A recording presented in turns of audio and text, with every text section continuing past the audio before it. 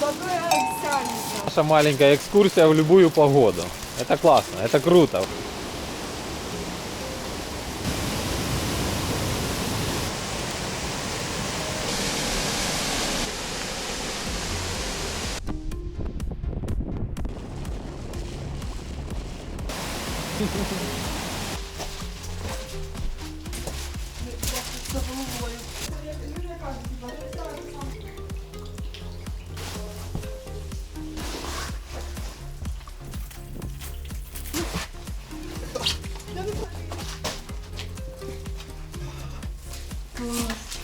Дальше. Офигеть, я в шоке просто.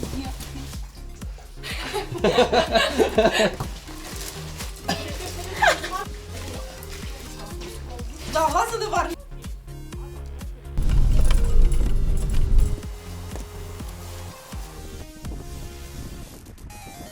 А все, кто не поехали, тут зря.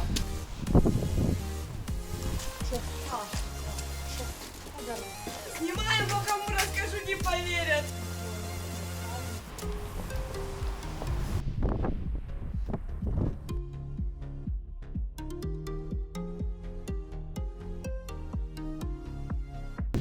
Все, Слава.